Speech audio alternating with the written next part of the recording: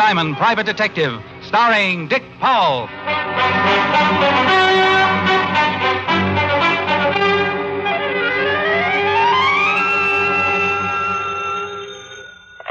Diamond Detective Agency. Murders are better than ever. Mr. Diamond? I stand condemned. My name is Arnold Brice. I'm an art collector. Well, unless you're looking for empty beer bottles, I'm afraid you have the wrong man. You're a detective, aren't you? That's right. Well, then you're the man I want. How soon can you come over to my home?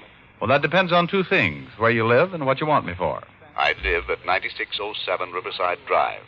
But I'd rather tell you the nature of your assignment in person, if you don't mind. Well, that suits me, but my fee is $100 a day in expenses. Still want me to come over? Money is no object, Mr. Diamond. Please hurry.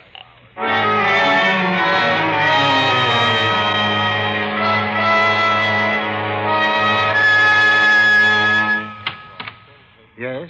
My name's Diamond. I'd like to see Mr. Bryce. Mr. Arnold Brice? That's right. Oh, come in, sir. Thank you. Mr. Bryce is busy with an art dealer in the library, sir. You can wait in the gallery. The gallery? The art gallery. This way, sir.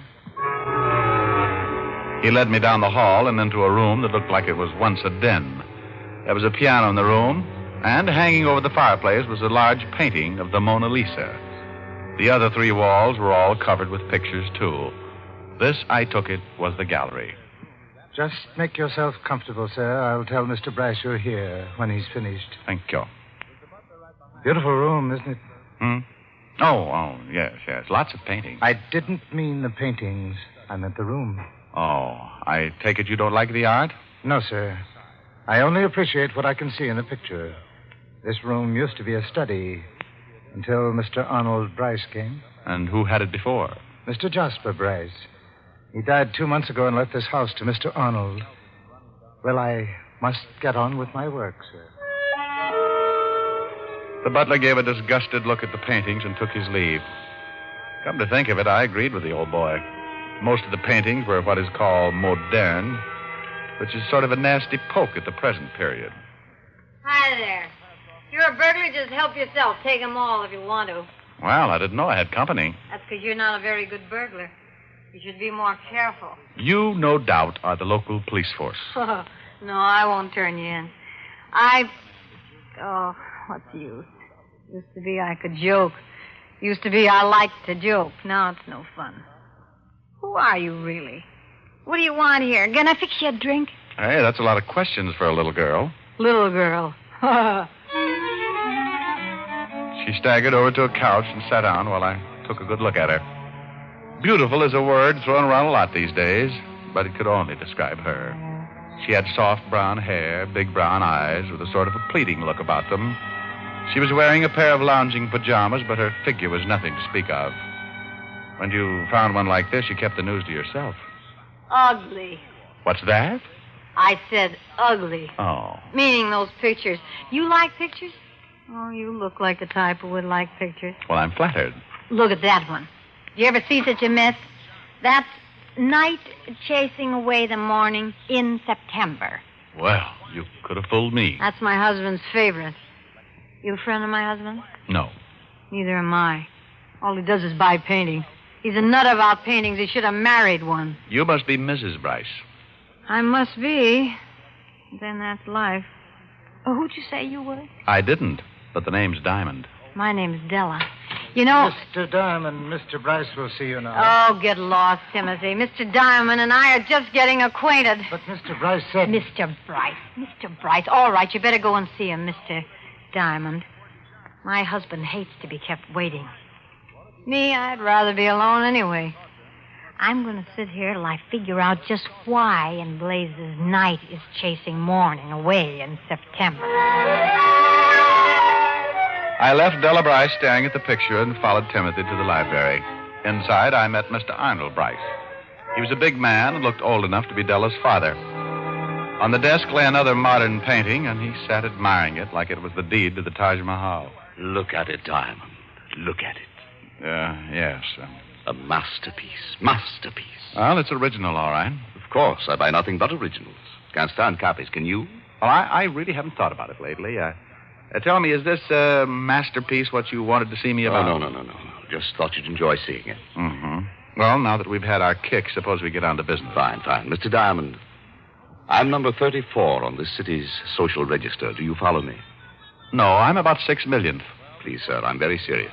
Sorry. Now then, one in my position must be discreet. Divorce, heavens knows, is scandal enough, but, well, to have a roustabout for a wife, that I cannot tolerate. Heavens, no. I was married a little over 6 months ago, and to be frank, Mr. Diamond, my wife doesn't like me. Go on. That's all. I want to get rid of her. Mr. Bryce, I'm a detective, not an assassin. Of course. I want you to help me find grounds for divorce. Oh. Well, a case like this can take a long while. At 100 a day, that can add up to quite a bill. I hired you because I've heard you're the finest detective in New York.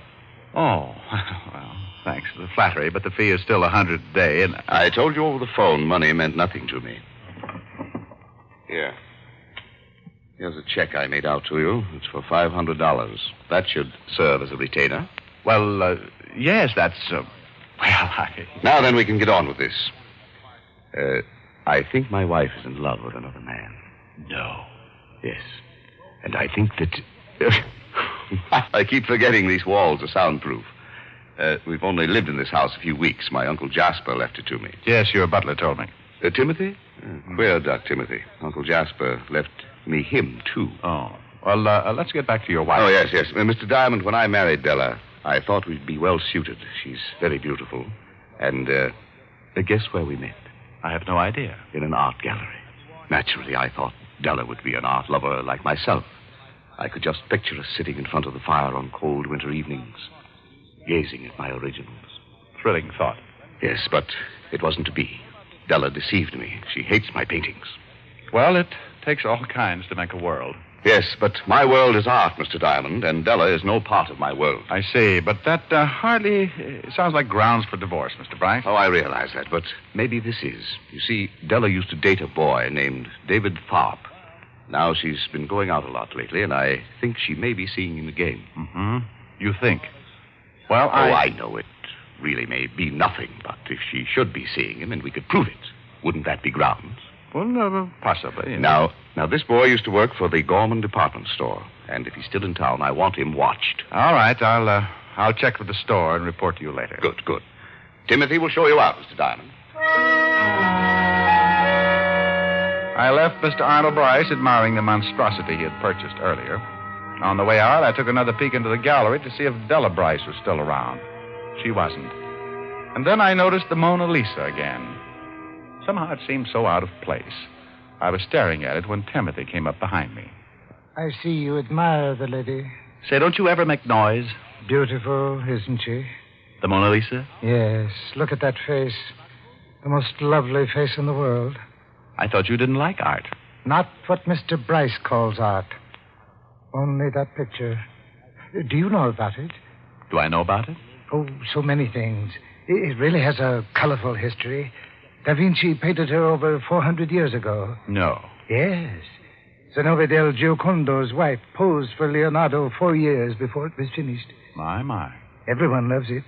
Francis I of France paid 4,000 golden florins for it. You really know the facts, huh? Oh, yes, sir. I've read many books about La Gioconda's history. I come here often and just stared into her face. Do you know that men have stared into the mystery of that face and then killed themselves? You don't say. Yes. But I'm probably boring you. This way, sir.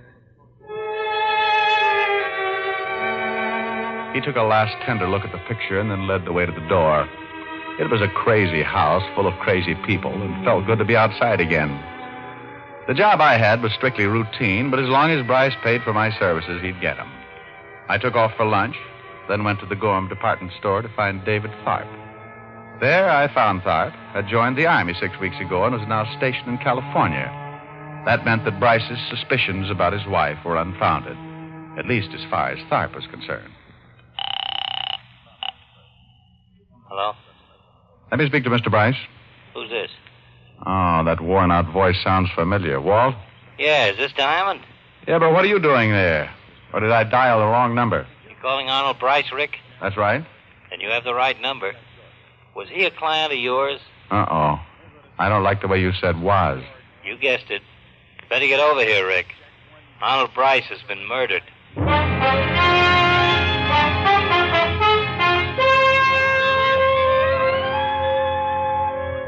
In my pocket was a check for $500 signed by one Arnold Brice. This same Arnold Brice was now dead, according to Lieutenant Walt Levinson, who was very reliable in these matters. I took a cab to the Brice home on Riverside Drive. Timothy, the tall, gaunt butler, again let me in. His expression hadn't changed since I'd seen him earlier. Well, Timothy, a lot of excitement around here, huh? Yes, sir. The police are in the gallery. So is Mr. Arnold's body. Gruesome sight. Rick. Hello, Walt. He's in there. Want to have a look at him? Why not? The boys from the lab are all finished. There he is. Head bashed then, huh? Coroner says he's been dead for about 2 hours. That places the time of the murder around noon. Found the murder weapon? Nope. Figure it must be the missing poker from this fireplace set. Got the boys upstairs now looking for it. Who found the body, Walt? Mrs. Bryce. Otis is in the library now taking her statement. What's your angle in this? Well, Bryce hired me for some stock investigating. He was thinking of divorcing his wife. Well, at last we've got a motive. She finds out he's getting rid of her and knocks him off. Maybe. Who else was in the house? It's the butler, the maid, and Mrs. Bryce. Otis is sure the butler did it. Been reading murder mysteries again. No. How about visitors? Anyone come to see Bryce around noon? No, apparently not. Looks like an inside job, Rick. We've got 3 suspects, and all we can do is grill them till one of them breaks down. So we might as well start on the wife. Mind if I sit in? No. Come on. We left the gallery and walked down to the library. Inside sat Della Bryce, patiently answering the questions of that master detective, that super sleuth, Sergeant Otis Loveloon. Hello, Lieutenant. I got a statement down on paper, and I'm asking some questions on my own. She's, Oh, Diamond. Don't look so happy, Otis. Hello, Mrs. Bryce. Well, you come back. That man, Lieutenant, he's the one who saw my husband earlier. Yes, we know that, Mrs. Bryce. This is Richard Diamond. He's a private detective. Oh. Well, what would Arnold want with a private detective? It seems he was planning to divorce you. Or didn't you know that yet? Divorce me? You're kidding. You want to tell us the joke, too, Mrs. Bryce? Oh, this is a good one. Oh, come now. Maybe it's Otis, Walt. After all, she's been looking at that face of his for an hour. Can you blame her? Hey, I heard that. Oh, I'm sorry, but that just struck me funny. That worm of a husband was going to divorce me. Well, I've already talked to a lawyer about getting rid of him. I take it you and Mr. Bryce didn't get along? You said it. I married Arnold because I thought it'd be fun to have a big home and a nice car. All those things money can buy. Go on. Well, the money part was okay, but Arnold... Well, a girl can only take so much. It's a nice, respectful way to speak of the dead. All right, so he's dead. So now I get all that money and don't have to put up with Arnold. I should cry? Maybe a jury will think you picked up a poker in order to get that money. Now, look. Just because I'm not crying and moaning about how much I loved Arnold doesn't mean I killed him. I didn't. We'll decide that. And will you please tell this baboon to stop asking me questions? Another hour in here with him and I'd confess to anything. Good old Otis, the traveling third degree. Now, look, Shamus. Take it easy, Otis. Now, Mrs. Bryce, you say you were upstairs fixing your hair around noon? That's right. What about your lunch? Don't you eat? I'm on a diet. Look, it's all there in my statement. Around 1 o'clock, I came downstairs and found the body. I called the police, and that's all I know. Well, then, if you're innocent, you won't object to answering questions. So make yourself comfortable. Walt kept asking questions, and Della kept answering them. Half an hour later, Walt was getting tired. Della was getting tired, and I was already tired. Grilling a suspect is the most boring thing in the world, and it was a relief when Walt sent the girl upstairs. Otis, you see that she goes to her room and then bring that maid in here. Right, Lieutenant. Well, Rick, what do you think? I think she's innocent, Walt. Oh, you do? Why? Because she leaves herself wide open. She admits she's glad the guy's dead. So maybe that's all a front to throw suspicion off her.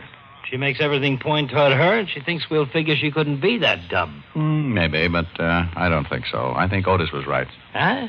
What are you talking about? Well, you said he thought the butler did it. So do I. Rick, I'm in no mood for jokes. Look, Walt, the guy was bashed in the head, right?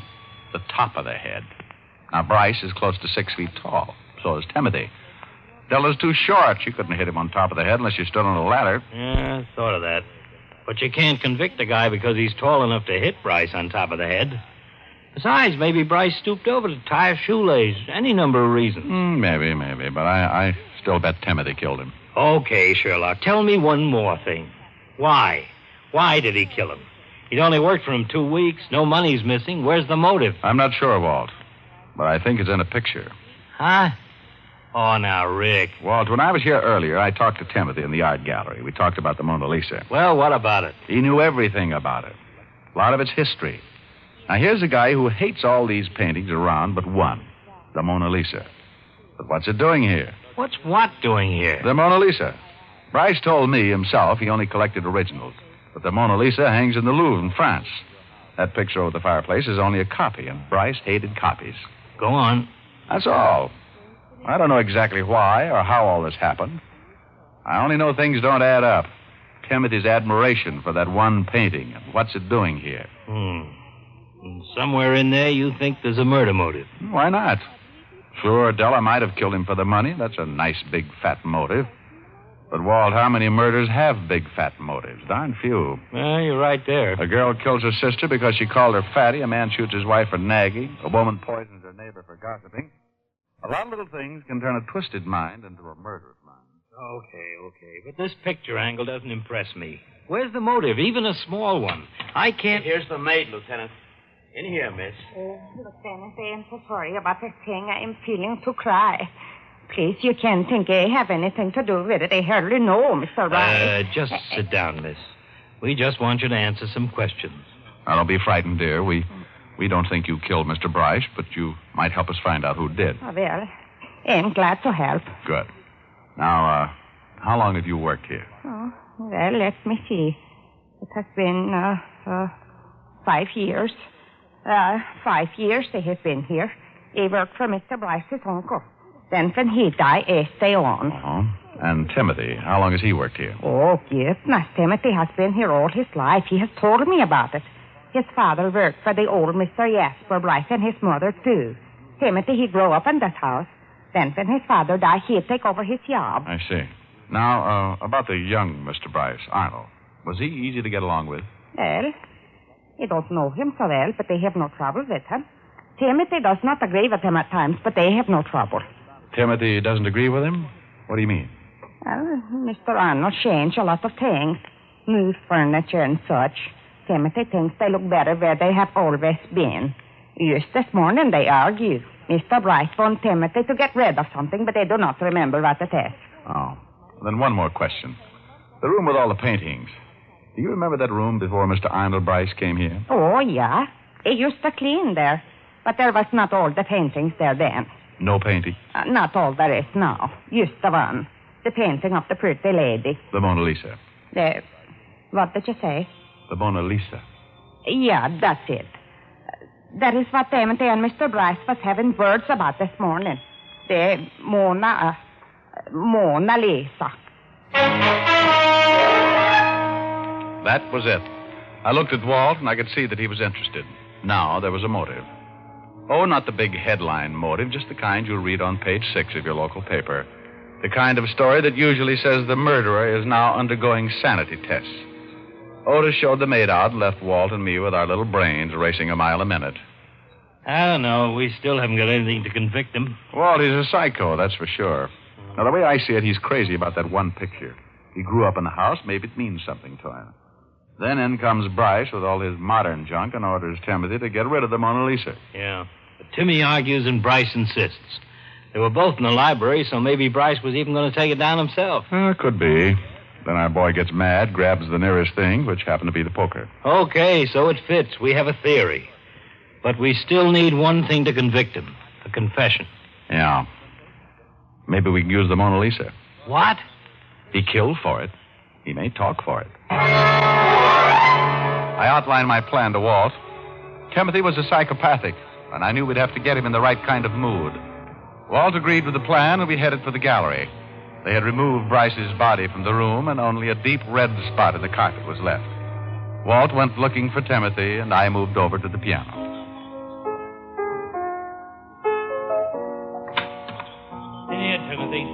hello, Rick. Hi, Walt. Just thought I'd pass the time at the piano. It's all right. Just sit down, Timothy. I want you to wait here where I can locate you. We'll want to question you later. Yes, sir. I'll call you if I need you, Rick. Okay, Walt. My playing bother you, Timothy? Oh, not at all, sir. I like music. Oh, me too. You know, that painting up there reminds me of a song I heard not long ago. Pretty thing. Went like this. Mona Lisa, Mona Lisa, men have named you.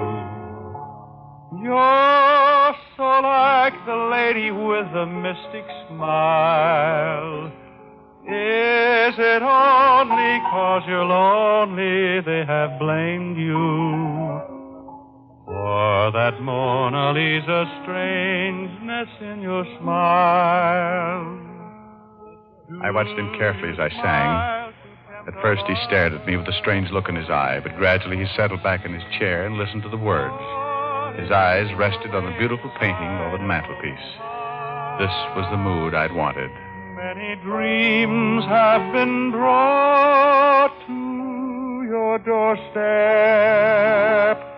They just lie there, and they die there. Are you warm? Are you real, Mona Lisa? Or just a cold and lonely, lovely work of art? Well, did you like that? Hey, Timothy. Hey. Huh? Oh, the song is very beautiful. It's fitting of her. Mm-hmm. Well, I guess I'd better stop fooling around at the piano and do what I came here for. His eyes were on me as I got up from the piano bench and walked over to the fireplace. I tried not to look at him as I reached up for the picture, but I heard him jump from his chair. What are you doing? Leave that alone. Well, I'm sorry, friend, but Mrs. Bryce is all upset about her husband's death. She asked me if I wouldn't carry out his last wish and get rid of this. Clutters up the other pictures, you know. Leave it alone. Take the others, but leave that alone. Sorry, but out it goes to the trash pile. No, it belongs here. The living part of this house. Put it down, I said. Put it down! I warned you. Now, Timothy, take it easy. Put on that shovel. When you put down the picture. Oh, and if I don't, you'll swing that shovel at me just the way you swung a poker at Bryce. He was an idiot. Throw it out, he said. Throw it out and leave that other trash on the walls. Now you want to throw it out, too.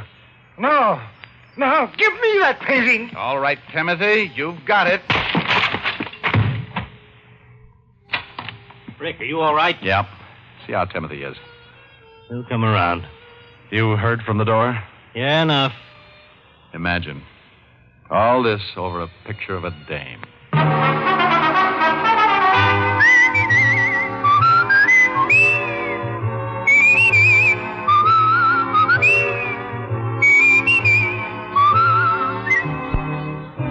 Richard Diamond, Private Detective, stars Dick Powell in the title role. It was written by Blake Edwards with music composed and conducted by Frank Worth.